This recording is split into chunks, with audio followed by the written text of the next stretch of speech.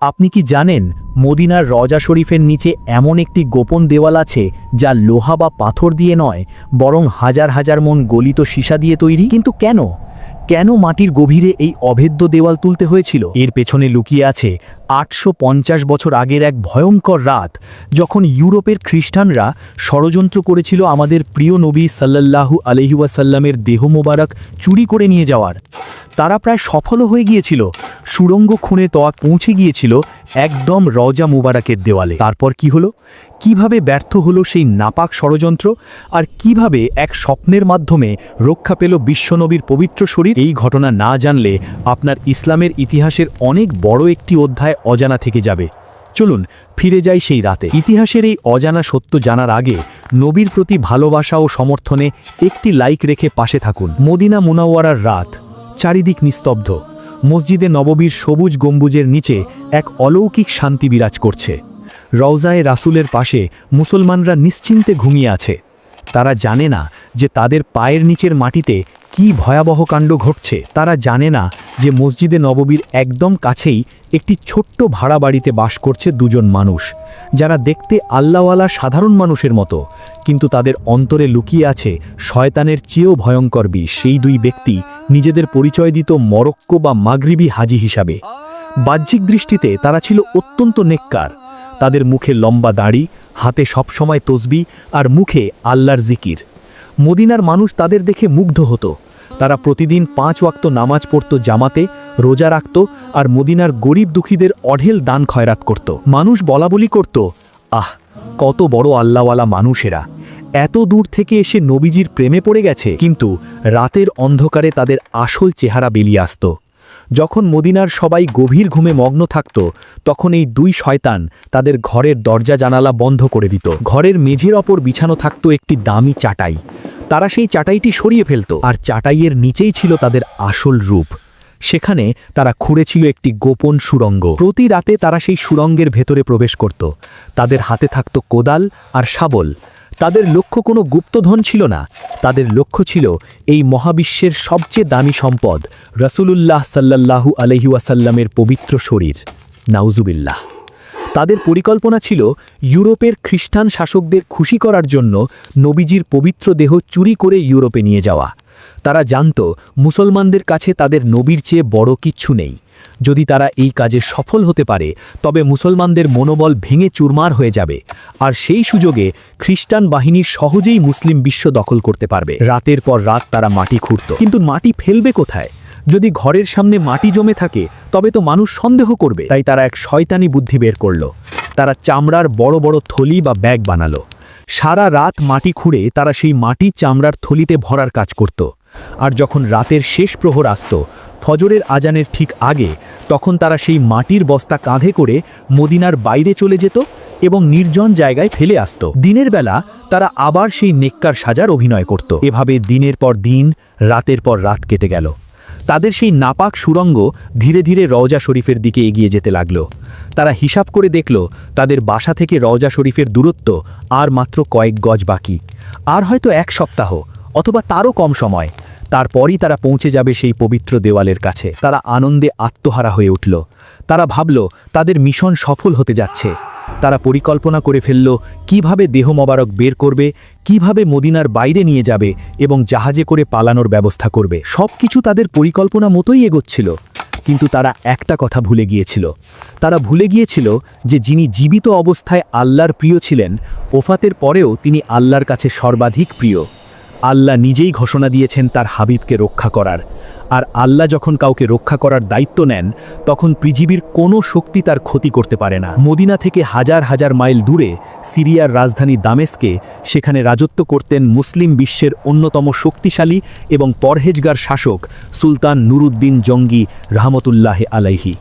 তিনি ছিলেন ক্রুসেডারদের আতঙ্ক। কিন্তু সেই রাতে দামেস্কের রাজপ্রাসাদে সুলতানের ঘুম আসছিল না। রাতের প্রথম প্রহরে সুলতান ঘুমিয়েছিলেন। হঠাৎ তিনি এক ভয়ঙ্কর স্বপ্ন দেখে ধড়ফড় করে জেগে উঠলেন। তার পুরো শরীর ঘামে ভিজে গেছে। বুকের ভেতরটা কামারশালার হাঁপড়ের মতো ওঠানামা করছে। তার চোখ দিয়ে অঝরে পানি পড়ছে। তিনি স্বপ্নে যা দেখলেন তা কোনো সাধারণ স্বপ্ন ছিল না। তিনি স্বপ্নে স্বয়ং রাসূলুল্লাহ সাল্লাল্লাহু আলাইহি ওয়াসাল্লাম তার সামনে দাঁড়িয়ে আছেন। কিন্তু নবীজির চেহারা মোবারক মলিন, সেখানে গভীর উদ্বেগের ছাপ। নবীজি সুলতানের দিকে তাকিয়ে আঙুল দিয়ে দুজন লোককে দেখাচ্ছেন।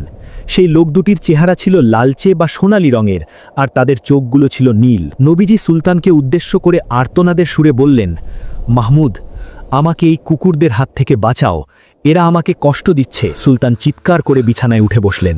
তার কানে বাজছে নবীজির সেই আর্তনাদ, আমাকে বাঁচাও। তিনি বুঝতে পারলেন না এর মানে কি। নবীজি তো ইন্তেকাল করেছেন, তাকে আবার কে কষ্ট দিতে পারে? সুলতান অজু করলেন, নামাজ পড়লেন, আল্লাহর কাছে কান্না করলেন, তারপর মনকে শান্ত করে আবার শুয়ে পড়লেন। কিন্তু শোয়ার কিছুক্ষণ পরেই আবার সেই একই স্বপ্ন, হুবহু একই দৃশ্য। নবীজি আবার এলেন, আবার সেই লাল চেহারা আর নীল চোখের দুই শয়তানকে দেখালেন, আর বললেন, মাহমুদ, আমাকে বাঁচাও। সুলতান আবার জেগে উঠলেন। এবার তার ভয় আরও বেড়ে গেল।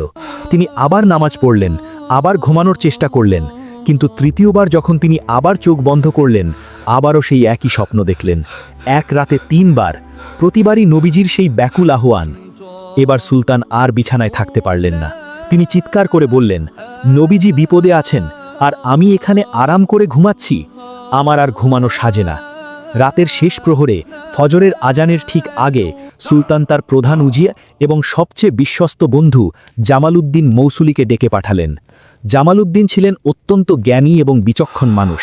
তিনি সুলতানের অবস্থা দেখে ঘাবড়ে গেলেন। সুলতানের চোখ লাল, মুখ ফ্যাকাশে। সুলতান কাঁদতে কাঁদতে উজিরকে স্বপ্নের কথা খুলে বললেন। তিনি বললেন, ইয়া সুলতান, এক রাতে 3 বার নবীজি আমাকে ডেকেছেন। তিনি আমাকে ওই 2 নীল চোখের লোক থেকে তাকে বাঁচাতে বলেছেন। আমি এখন কি করব? এর মানে কি? উজির গম্ভীর চিন্তায় মগ্ন হলেন। তারপর তিনি গম্ভীর কণ্ঠে বললেন, ইয়া সুলতান, এটি কোনো সাধারণ স্বপ্ন নয়, এটি আল্লাহর পক্ষ থেকে এক বিশেষ সিগন্যাল বা বার্তা। মদিনা মুনাওয়ারায় নিশ্চয়ই কোনো ভয়ঙ্কর বিপদ এসেছে, এবং আল্লাহ আপনাকে বেছে নিয়েছেন তার হাবিবকে রক্ষা করার। আপনি আর এক মুহূর্ত দেরি করবেন না, এক্ষুনি মদিনার পথে রওনা দিন। সুলতান বললেন, কিন্তু আমি সেই 2 লোককে কিভাবে চিনব?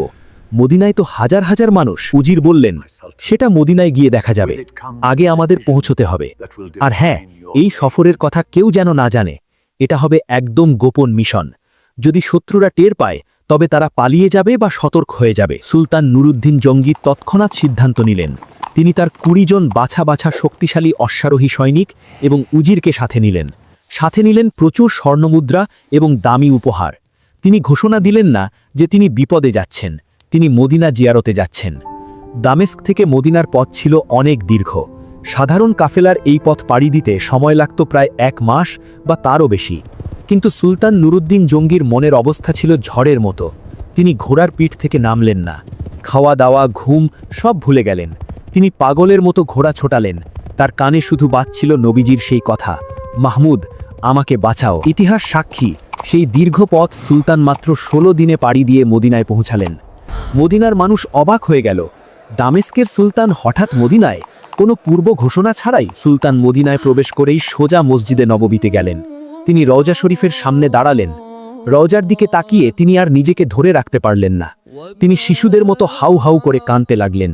তার কান্না দেখে মদিনার মানুষও কেঁদে ফেলল। সুলতান মনে মনে বলছিলেন, ইয়া রাসূলুল্লাহ, আপনার গোলাম হাজির হয়েছে। আপনি বলুন, কোথায় সেই দুশমনরা? সুলতান তার উজিরকে নিয়ে একান্তে বসলেন। তিনি বললেন, এখন আমি কি করব? আমি তো সেই লাল চেহারা আর নীল চোখের লোক দুটোকে চিনি না। আমি কিভাবে তাদের খুঁজে বের করব? উজির তখন এক অসাধারণ বুদ্ধি বের করলেন। তিনি বললেন, সুলতান, আপনি মদিনার গভর্নরকে ডাকুন। তাকে বলুন, দামেস্কের সুলতান মদিনার প্রতিটি মানুষকে নিজের হাতে উপহার এবং স্বর্ণমুদ্রা দিতে চান। মদিনার আবাল বৃদ্ধ বনিতা সবাইকে আসতে হবে, কেউ যেন বাদ না পড়ে। পরিকল্পনাটি ছিল, যখন মানুষ উপহার নিতে আসবে, তখন তারা সুলতানের সামনে দিয়ে যাবে, আর সুলতান তাদের চেহারার দিকে তাকাবেন। যদি স্বপ্নের সেই 2 লোক আসে, তবে সুলতান তাদের চিনে ফেলবেন। পরদিন সকালে মদিনা জুড়ে ঘোষণা করে দেওয়া হলো। মানুষ খুশিতে আত্মহারা হয়ে গেল। সুলতান সবাইকে দান করবেন। সকাল থেকেই মসজিদে নববীর সামনে হাজার হাজার মানুষের ভিড় জমে গেল। সুলতান নুরুদ্দিন জঙ্গি একটি উঁচু আসনে বসলেন, তার পাশে স্তূপ করা স্বর্ণমুদ্রা। একে একে মদিনার মানুষ আসতে লাগল। সুলতান প্রত্যেকের মুখের দিকে তীক্ষ্ণ দৃষ্টিতে তাকাচ্ছেন। হাজার হাজার মানুষ এলো, উপহার নিল, চলে গেল। সকাল গড়িয়ে দুপুর হলো, দুপুর গড়িয়ে ফিলে হয়ে গেল, কিন্তু সুলতানের সেই কাঙ্ক্ষিত 2 চেহারার দেখা মিলল না। সুলতানের কপালে চিন্তার ভাঁজ পড়ল। তিনি অস্থির হয়ে উঠলেন। তবে কি স্বপ্ন মিথ্যা ছিল? তবে কি তিনি ভুল দেখেছেন? না, নবীর স্বপ্ন মিথ্যা হতে পারে না। বিকেল গড়িয়ে সন্ধ্যা হয়ে গেল। লাইন শেষ, সবাই চলে গেছে। সুলতান হতাশ হয়ে মদিনার গভর্নরকে ডাকলেন। তিনি জিজ্ঞেস করলেন, হে গভর্নর, সত্যি করে বলো, মদিনার সব মানুষ কি এসেছে? এমন কেউ কি বাকি আছে যে আমার দান নিতে আসেনি? গভর্নর একটু ভেবে বললেন, না সুলতান, আমার তো মনে হয় সবাই এসেছে, কেউ বাদ নেই। সুলতান বললেন, ভালো করে মনে করে দেখো, এমন কেউ কি আছে যারা মানুষের সাথে মেশে না, বা নতুন কেউ এসেছে? তখন গভর্নর হঠাৎ চমকে উঠে বললেন, ও হ্যাঁ হুজুর, মনে পড়েছে, দুজন মানুষ বাকি আছে। তারা মরক্কো থেকে আসা হাজি। তারা খুব বড় বুজুর্গ এবং নেককার মানুষ। তারা রওজা শরীফের কাছেই থাকে। তারা কারো দান নেয় না, বরং তারাই মানুষকে দান করে। তারা সারাদিন ইবাদত করে, তাই হয়তো তারা আসেনি। মরক্কো থেকে আসা, রওজার কাছে থাকে, কারো দান নেয় না। এই কথাগুলো শোনা মাত্রই সুলতানের বুকের ভেতরটা ধক করে উঠল। তার ষষ্ঠ ইন্দ্রিয় বলে উঠল, এরাই তারা। সুলতান গর্জন করে উঠলেন, তাদের এখনই আমার সামনে হাজির করো, আমি তাদের দেখতে চাই। গভর্নর বললেন, হুজুর, ওরা তো আসবে না, ওরা খুব সাধু মানুষ। সুলতান বললেন, আমি নিজে যাব, চলো, আমাকে তাদের বাড়ি দেখাও। সুলতান, উজির এবং সৈন্যরা মিলে দ্রুত পায়ে সেই বাড়ির দিকে রওনা দিলেন। বাড়িটি ছিল একদম মসজিদে নববীর দেওয়াল ঘেঁষে। সুলতান যখন সেই বাড়ির দরজায় পৌঁছালেন, তখন তার হৃদস্পন্দন বেড়ে গেল। তিনি কি সঠিক পথে আছেন? সুলতান ঘরে ঢুকলেন, দেখলেন দুই ব্যক্তি বসে আছে। তাদের হাতে তাসবিহ, সামনে কুরআন শরীফ। দেখলেই মনে হয় ফেরেশতার মতো মানুষ। কিন্তু সুলতান যখন তাদের মুখের দিকে তাকালেন, তখন তিনি শিউরে উঠলেন। হ্যাঁ, এরাই তো তারা। সেই লালচে গায়ের রং, সেই নীল চোখ, নবীজি স্বপ্নে এদের কথাই বলেছিলেন। সুলতানের চোখের পানি শুকিয়ে গেল। সেখানে জ্বলে উঠল এক ভয়ঙ্কর আগুনের শিখা। সুলতান তাদের দিকে তাকিয়ে হুঙ্কার দিয়ে বললেন, তোমরা কারা? সত্যি কথা বলো, তোমরা মদিনায় কেন এসেছো? তারা খুব শান্ত গলায় বলল, হুজুর, আমরা তো সাধারণ মুসাফির, হজ করতে এসেছি, আর নবীজির প্রেমে পড়ে মদিনায় থেকে গেছি। আমরা ইবাদত ছাড়া আর কিছুই করি না। সুলতান বললেন, মিথ্যা কথা, তোমরা কি সত্য বলবে, নাকি আমি আমার জল্লাদকে ডাকব? তারা তবু একই কথা বলতে লাগলো, কসম খেতে লাগলো। সুলতান তখন দ্বিধায় পড়ে গেলেন। বাহ্যিক কোনো প্রমাণ নেই। তখন সুলতান ঘরের মেঝের দিকে তাকালেন। সেখানে একটি কার্পেট বা চাটাই বিছানো ছিল। সুলতানের মনে খটকা লাগল। তিনি সৈন্যদের হুকুম দিলেন, ওই চাটাইটা সরাও। সুলতানের হুকুমে সৈন্যরা যখন মেঝের উপর থেকে সেই দামি কার্পেটটি এক টানে সরিয়ে ফেলল, তখন ঘরের পরিবেশ মুহূর্তের মধ্যে বদলে গেল। কার্পেটের নিচে সাধারণ মাটির মেঝে দেখা যাচ্ছিল না, সেখানে ছিল একটা বড় কাঠের পাটাতন। সুলতান ইশারা করলেন, সৈন্যরা সেই কাঠের পাটাতনটি সজোরে তুলে ফেলল। আর তখনই উপস্থিত সবার চোখ কপালে উঠল। তাদের মুখ দিয়ে অস্ফুট চিৎকারের শব্দ বেরিয়ে এলো। তারা দেখল, সেই কাঠের পাটাতনের নিচে হাঁ করে আছে এক গভীর অন্ধকার গর্ত। সাধারণ কোনো গর্ত নয়, এটি একটি সুড়ঙ্গ, যার মুখটা ঘরের ভেতরে, কিন্তু এর শেষ কোথায় কেউ জানে না। সুলতান নুরউদ্দিন জাঙ্গি সেই গর্তের কিনারায় দাঁড়ালেন। তিনি এক হাতে মশাল নিলেন এবং সুড়ঙ্গের ভেতরে তাকালেন। সুড়ঙ্গটি সোজা চলে গেছে মাটির নিচ দিয়ে, আর তার দিক বা নিশানা ঠিক করা হয়েছে মসজিদে নববীতে শুয়ে থাকা আমাদের প্রাণের নবী হজরত মুহাম্মদ সাল্লাল্লাহু আলাইহি ওয়াসাল্লামের পবিত্র রওজা মুবারকের দিকে। সুলতান আর দেরি করলেন না। তিনি বা তার বিশ্বস্ত সৈন্যরা সেই অন্ধকার সুড়ঙ্গের ভেতরে প্রবেশ করলেন। সুড়ঙ্গটি ছিল খুব সরু, একজন মানুষ কোনো মতে হামাগুড়ি দিয়ে যেতে পারে। মাটির নিচে ভ্যাপসা গরম, অক্সিজেনের অভাব, কিন্তু সুলতান এগিয়ে চললেন। তিনি দেখতে চাইলেন এই শয়তানরা কত দূর পৌঁছেছে। কিছু দূর যাওয়ার পর সুলতান থমকে গেলেন। তার শরীর শিউরে উঠল, তার হাত পা অবশ হয়ে গেল। তিনি দেখলেন সুড়ঙ্গটি খুঁড়তে খুঁড়তে তারা একদম রওজা শরীফের দেওয়ালের কাছে চলে এসেছে। আর মাত্র কয়েক হাত, হয়তো আর দু একদিন সময় পেলেই তারা নবীজির পবিত্র কবরের মাটি স্পর্শ করে ফেলত। নাউজুবিল্লাহ! সুলতান নুরউদ্দিন জাঙ্গি সেখানে হাউ হাউ করে কেঁদে উঠলেন। তিনি আল্লাহর দরবারে শুকরিয়া আদায় করলেন। হে আল্লাহ, তোমার লাখো কোটি শুকরিয়া, তুমি আমাকে ঠিক সময় পাঠিয়েছ। আর এক মুহূর্ত দেরি হলে ইসলামের ইতিহাসে সবচেয়ে বড় কলঙ্ক লেগে যেত। তিনি বুঝলেন কেন নবীজি তাকে স্বপ্নে বারবার বলছিলেন, মাহমুদ আমাকে বাঁচাও। বিপদটা যে এত কাছে চলে এসেছিল তা কেউ কল্পনাও করতে পারেনি। সুলতান সুড়ঙ্গ থেকে বেরিয়ে এলেন। তার চেহারা তখন রাগে আগুনের মতো লাল হয়ে গেছে। তিনি খাপ থেকে তরোয়ার বের করলেন। সেই দুই ছদ্মবেশী দরবেশ যারা এতক্ষণ সাধু সাজার ভান করছিল, সুড়ঙ্গ আবিষ্কৃত হওয়ার পর তারা ভয়ে থরথর করে কাঁপতে লাগল। তাদের মুখের রং ছাইয়ের মতো হয়ে গেল। তারা বুঝতে পারল তাদের খেলা শেষ। সুলতান তাদের গলার কাছে তরোয়ার ধরে গর্জন করে বললেন, এখন সত্যি কথা বল, তোরা কারা? তোদের এই জঘন্য কাজের হুকুম কে দিয়েছে? যদি এক বর্ণ মিথ্যা বলিস তবে এখনই তোদের গর্দান উড়িয়ে দেব। মৃত্যুর ভয় মানুষকে সত্য বলাতে বাধ্য করে। তারা তখন কাঁপতে কাঁপতে তাদের আসল পরিচয় দিল। তারা বলল, হুজুর আমাদের মাফ করুন, আমরা মুসলমান নই, আমরা স্পেনের খ্রিস্টান। আমাদের পাঠানো হয়েছে ইউরোপের খ্রিস্টান রাজাদের পক্ষ থেকে। তারা বলতে লাগল, আমাদের প্রচুর ধন সম্পদ আর টাকার লোভ দেখিয়ে পাঠানো হয়েছে। আমাদের মিশন একটাই ছিল, যে কোনো মূল্যে আরবের নবী মুহাম্মাদের দেহ চুরি করে ইউরোপে নিয়ে যাওয়া। খ্রিস্টানরা মনে করে যদি তারা নবীর দেহ তাদের দখলে নিতে পারে তবে মুসলমানরা মানসিকভাবে ভেঙে পড়বে, তারা কাবা ছেড়ে ইউরোপের দিকে মুখ করবে, আর এই সুযোগে তারা জেরুজালেম সহ পুরো মুসলিম বিশ্ব দখল করে নেবে।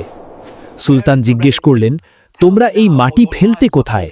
কেউ দেখল না কেন? তারা বলল, আমরা দিনে ইবাদতের ভান করতাম আর রাতে মাটি খুঁড়তাম। সেই মাটি আমরা চামড়ার ব্যাগে ভরতাম, আর ফজরের আজানের সময় যখন অন্ধকার থাকত তখন আমরা সেই মাটি মদিনার বাইরে গিয়ে ফেলে আসতাম। আমরা মদিনার মানুষের সাথে মিশে গিয়েছিলাম যাতে কেউ আমাদের সন্দেহ না করে। তাদের এই স্বীকৃতি শোনার পর সুলতান নুরউদ্দিন জাঙ্গি তাদের দিকে ঘৃণার দৃষ্টিতে তাকালেন। তিনি বললেন, তোদের মতো কুলাঙ্গারদের পৃথিবীতে বেঁচে থাকার কোনো অধিকার নেই। তিনি সঙ্গে সঙ্গে তাদের মৃত্যুদণ্ডের আদেশ দিলেন।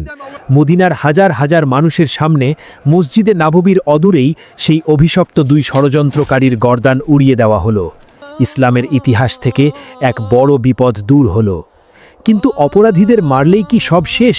সুলতান নুরউদ্দিন জাঙ্গির মন তখনও শান্ত হলো না। তিনি ভাবলেন, আজ এরা চেষ্টা করেছে, কাল হয়তো অন্য কেউ চেষ্টা করবে। মাটির নিচ দিয়ে তো যে কেউ আসতে পারে। আমার নবীজির রওজা মুবারক এভাবে অরক্ষিত থাকতে পারে না। সেই রাতেই সুলতান এক ঐতিহাসিক সিদ্ধান্ত নিলেন। তিনি মদিনার বড় বড় আর্কিটেক্ট, ইঞ্জিনিয়ার আর শ্রমিকদের ডাকলেন। তিনি বললেন, আমি মদিনা ছেড়ে যাব না যতক্ষণ না আমি আমার নবীর জন্য এমন এক সুরক্ষা ব্যবস্থা তৈরি করব যা কিয়ামত পর্যন্ত কেউ ভেদ করতে পারবে না। সুলতান হুকুম দিলেন রওজা শরীফের চারপাশ দিয়ে গভীর পরিখা বা গর্ত খোঁড়ার জন্য। শ্রমিকরা মাটি খুঁড়তে শুরু করল। এক হাত দুই হাত নয়, তারা ততক্ষণ পর্যন্ত গর্ত খুঁড়ল যতক্ষণ না মাটির নিচে পানি বেরিয়ে আসলো, অর্থাৎ পানির স্তর পর্যন্ত গভীর করা হলো। এরপর সুলতান এক অভিনব নির্দেশ দিলেন। তিনি প্রচুর পরিমাণে সীসা এবং তামা গলানোর হুকুম দিলেন। আগুনের বড় বড় চুল্লিতে সীসা গলিয়ে তরল করা হলো। তারপর সেই গলিত গরম সীসা সেই গভীর গর্তের মধ্যে ঢেলে দেওয়া হলো। ভাবুন সেই দৃশ্যটা। রওজা শরীফের চারপাশ ঘিরে মাটির গভীরে তৈরি হলো এক নিরেট সীসার দেওয়াল। যখন সেই সীসা ঠান্ডা হলো তখন সেটা ইস্পাতের চেয়েও শক্ত হয়ে গেল। এখন যদি কেউ মাটি খুঁড়ে আসতে চায় তবে তাকে সেই ধাতব দেওয়াল গলাতে বা কেটে আসতে হবে, যা মাটির নিচে অসম্ভব। সুলতান নুরউদ্দিন জাঙ্গি নিজে দাঁড়িয়ে থেকে এই কাজ তদারকি করলেন। তিনি নিজে শ্রমিকের মতো কাজ করলেন। তার চোখের পানি আর ঘাম মিশে একাকার হয়ে গেল। তিনি বলছিলেন, ইয়া রসুল আল্লাহ, আমি মাহমুদ, আপনার জন্য এতটুকুই করতে পারলাম, আপনি শান্তিতে ঘুমান। সীসার প্রাচীর তৈরি শেষ হলো। সুলতান নিশ্চিত হলেন যে মাটির নিচ দিয়ে আর কোনো দিন কোনো শয়তান নবীজির ধারে কাছেও আসতে পারবে না। এই সেই ঐতিহাসিক দেওয়াল যা আজও মদিনার মাটির নিচে রওজা শরীফকে আগলে রেখেছে। সুলতানের এই কাজ শেষ হওয়ার পর তিনি মদিনার মানুষকে ডেকে সতর্ক করলেন। তিনি বললেন, মদিনাবাসী, নবীজির আমানত তোমাদের কাছে রইল, তোমরা সতর্ক থেকো। অপরিচিত কাউকে দেখলেই সন্দেহ করো, নবীর দুশমনরা কখনো বসে থাকবে না। কিন্তু ইতিহাস সাক্ষী, যুগে যুগে নবীজির এই পবিত্র দেহ মোবারক চুরির ষড়যন্ত্র করেছে, যদিও প্রতিবারই তারা আল্লাহর কুদরতে ধ্বংস হয়েছে। ইতিহাসের কিতাব ওয়াফা উল ওয়াফা এবং তারিখ মদিনায় এসেছে নুরুদ্দিন জঙ্গির ঘটনার আগেও মিশরের এক পাগল শাসক যার নাম ছিল আল হাকিম বি আমরিল্লাহ, সে দুবার নবীজির দেহ চুরির চেষ্টা করেছিল। প্রথমবার সে তার সৈন্যদের পাঠিয়েছিল, কিন্তু তারা যখন মদিনার কাছাকাছি এলো তখন হঠাৎ আকাশ কালো করে এক ভয়ঙ্কর ঘূর্ণিঝড় শুরু হলো। সেই ঝড়ের তীব্রতায় তার পুরো বাহিনীর দিকভ্রান্ত হয়ে গেল এবং অনেকে মারা গেল। আল্লাহ বাতাস দিয়ে তার নবীর শহরকে রক্ষা করলেন। দ্বিতীয়বার সে কিছু লোক পাঠিয়েছিল যারা মদিনায় এসে রওজার কাছে বসবাস শুরু করেছিল, কিন্তু মদিনার মানুষ তাদের হাবভাব দেখে সন্দেহ করে এবং তাদের ধরে ফেলে হত্যা করে। প্রতিবারই আল্লাহ প্রমাণ করেছেন তার সেই কোরআনের আয়াত ওয়াল্লাহু ইয়াসিমুকা মিনান নাস, অর্থাৎ আল্লাহ তোমাকে মানুষদের অনিষ্ট থেকে রক্ষা করবেন। সুলতান নুরুদ্দিন জঙ্গি মদিনায় তার কাজ শেষ করলেন। তিনি মদিনার নিরাপত্তা ব্যবস্থাকে আরও শক্তিশালী করলেন। যাওয়ার সময় হয়ে এলো। বিদায়ের দিন সুলতান শেষবারের মতো রওজা শরীফের সামনে এসে দাঁড়ালেন। তার চোখ দিয়ে দরদর করে পানি পড়ছিল। তিনি রওজার জালি ধরে শিশুদের মতো কাঁদছিলেন। তিনি ফিসফিস করে বলছিলেন, ইয়া রাসূল আল্লাহ, এই অধম মাহমুদ আপনার জন্য এতটুকুই করতে পারল। আপনি সাক্ষী থাকুন, আমি আমার জান মাল দিয়ে আপনার ইজ্জত রক্ষা করার চেষ্টা করেছি। কেয়ামতের দিন আপনি আমাকে ভুলে যাবেন না। মদিনার মানুষ সুলতানকে বিদায় জানাতে এলো। সবার চোখে পানি। যে বাদশাহ তাদের এত বড় বিপদ থেকে বাঁচিয়েছেন তাকে বিদায় দেওয়া ছিল খুব কষ্টের। সুলতান নুরুদ্দিন জঙ্গি মদিনা থেকে কিছু মাটি সাথে নিয়ে দামেশকে ফিরে গেলেন। তিনি ওসিয়ত করেছিলেন, আমি মারা গেলে আমার কবরের গালের নিচে যেন মদিনার এই ধুলো মাখা মাটিটুকু রেখে দেওয়া হয়। দামেশকে ফিরে আসার পর সুলতান আরও বেশি ইবাদত বন্দেগিতে মন দিলেন। তিনি সবসময় ভাবতেন নবীজি তাকে কত বড় সম্মান দিয়েছেন। 1174 খ্রিস্টাব্দে এই মহান মুজাহিদ ইন্তেকাল করেন, কিন্তু তার তৈরি করা সেই সীসার দেয়াল আজও মদিনার মাটির নিচে পাহারাদার হয়ে দাঁড়িয়ে আছে। 850 বছরেরও বেশি সময় পার হয়ে গেছে, কিন্তু কেউ আর ওই সীমানা অতিক্রম করতে পারেন। আল্লাহ আমাদের সবাইকে সুলতান নুরুদ্দিন জঙ্গির মতো নবীর সাচ্চা প্রেমিক হিসেবে কবুল করুন। আমাদের ঈমানকে হেফাজত করুন। আমিন ইয়া রাব্বুল আলামিন।